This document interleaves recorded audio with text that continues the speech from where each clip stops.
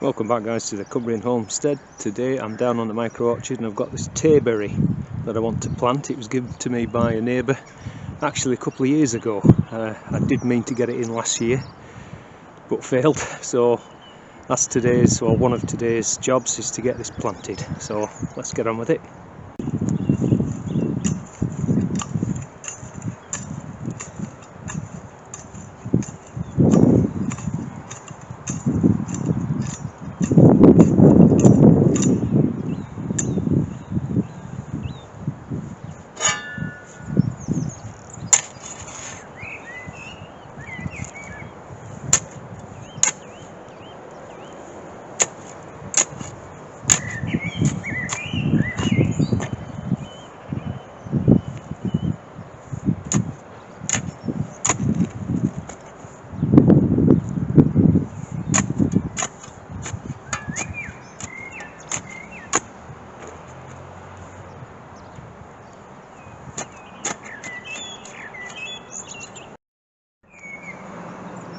So that's about right, we've got it roughly level with the existing surface of the compost that I've got. So the next thing I'm going to do is just remove any weeds. I can see a few weeds in there inside the pot.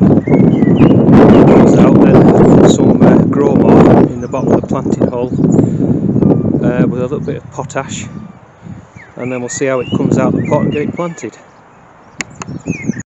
So a good handful of grow more.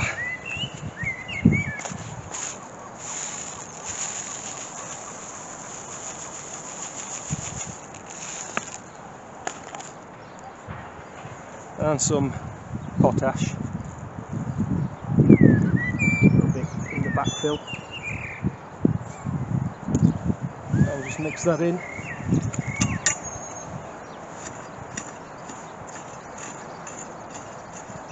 Should get it off to a good start.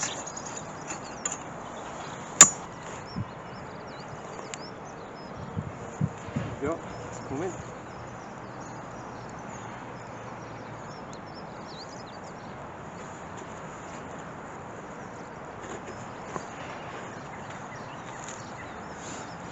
You can see the roots there underneath.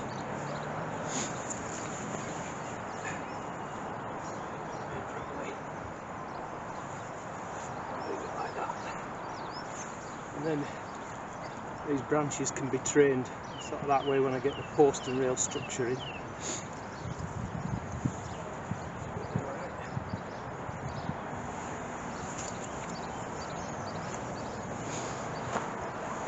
Yeah, that looks good. So now we've just got to backfill.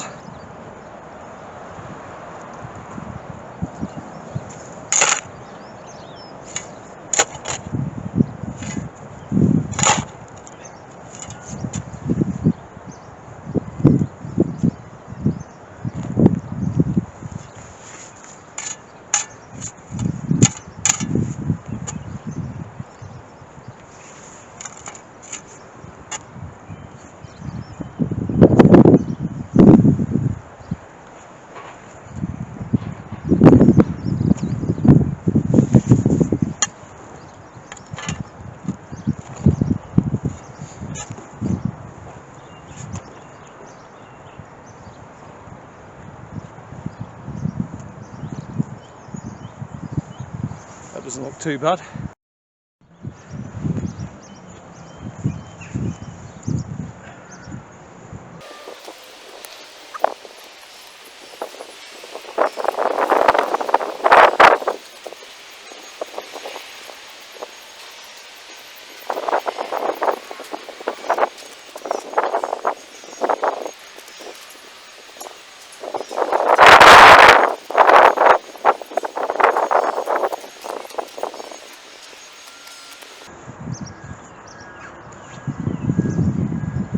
Alright, so that carpet should act as a mulch and also just keep the weeds down until it gets fully established. Great. So another thing I'm going to do is go around here and just give the trees and everything a little bit of a feed of potash. Just help with the fruit production. Not much, just about an ounce or so per tree, something like that. So for example on this bud grafted one, just going to sprinkle it round. We've got rain forecast this afternoon, so it should wash in.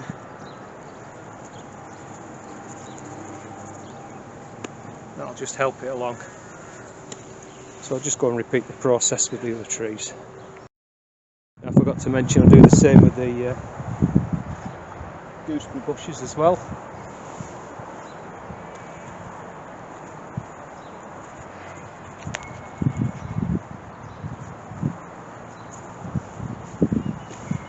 And potash just really helps with fruit production. So another job I need to do is prepare these buckets for potting up my grafted apple trees, which are, don't know if you can see them there, they're just in the greenhouse.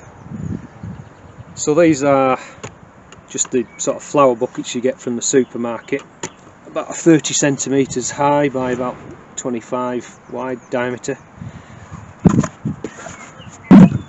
So I've just got my cordless drill here with a 10mm drill bit.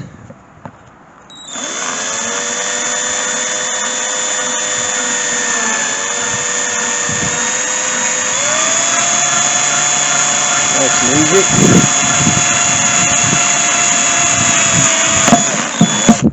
So I put about maybe 5.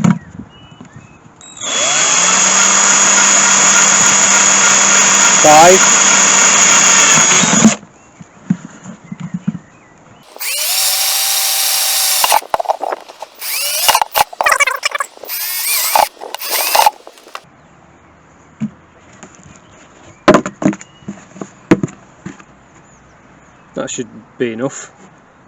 So I'll get on and do those, and then we'll come back. So I've got 16 there, so as I say I'm about maybe 6-7 short, although I think I've got some more at home. I find that these white ones, you can see here, you know, they tend to go terribly, look at that, just really brittle. I have got some of these, so I mean if I have to I'll use them, but I think the black ones for some reason just seem to be sturdier. I just wanted to show you the buckets have been stored under here. It's like a sort of storage thing. So when I came to get the buckets, I noticed there's a little yew tree just there. So that's brilliant. So as you know, I like to pop those up, and that can go over and into the yew hedge over on the micro, because I noticed when I was over there earlier, 2 or 3 of them look a little bit scorched. I don't know what's happened to them, but that can be a spare one anyway, so that's really nice.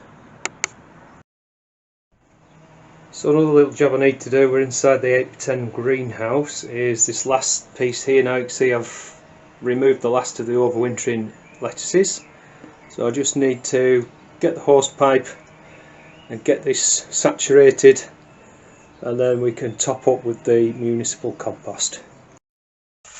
Remind you of anything? Like a styling in a river, man. Anyway, while that's saturating the soil, let's go and talk about Cordon gooseberries. So here's the example of the Cordon gooseberry which I did. Is it 2 years ago now? I think it probably will be. And you can see that it's actually got a few flowers on here. One's just set there. So it'll have a few fruits on, not many, but.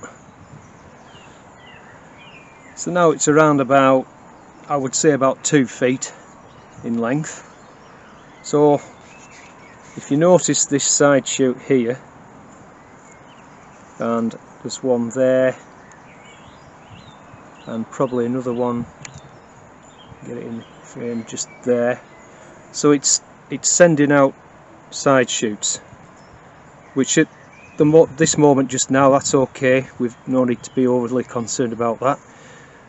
But of course, if we didn't take any action, that's going to form a branch, and then this cordon will revert into a gooseberry bush. So the whole idea was to grow a single stem cordon to save space for people who might not have a lot of space, but you still want to be able to grow fruit. Then a cordon really is an ideal solution. So what we need to do, probably late June or sometime in July, this might be have extended, you know, out here somewhere. So what we need to do is come back to it in about maybe an inch from the main stem. Is just we want to pinch that back or cut that back, and then that should form a fruit bud. So that one there. So yeah, about July, come back, and if the wood's still soft enough you can pinch it with your finger and thumb. If not, just get your secateurs and carefully prune it back to about an inch from the main stem, and then that should form fruit buds, and it'll keep it as a, you know, a single stem cordon, which is what we want. Okay, so that's had a pretty good soaking. Let's get some compost onto it.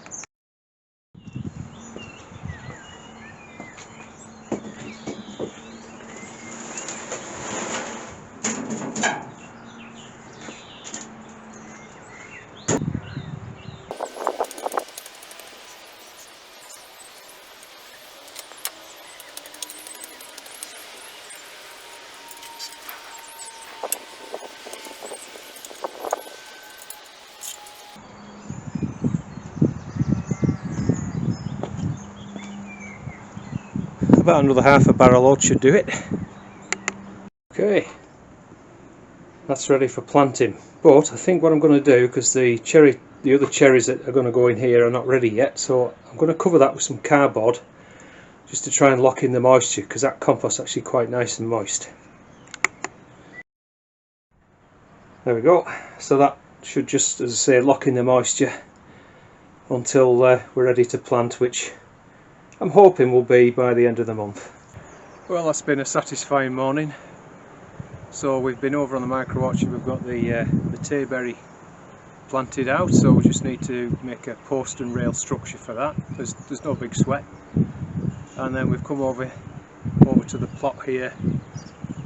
We've got our drainage holes drilled in the buckets ready for potting up the grafted apple trees. Hopefully that'll be in the next week or so. Then that will mostly free up the small 8x6 greenhouse, so I'll just do the same thing there. Probably have to remove an inch or two of the old soil actually to make way for the fresh compost. But again, saturate the soil because it's really dry, and then that'll be ready for the cherry tomatoes and bell peppers that are going in there. And we had a look at the Cordon gooseberry, just pruning in that to keep it in a cordon shape. So that's another good morning really. So as always guys, hit the like button if you've enjoyed the content of this video, and please do drop me a comment down below. I love to read your comments, as you know, and I do try and answer everyone. And take care, and I'll see you in the next one. Bye for now.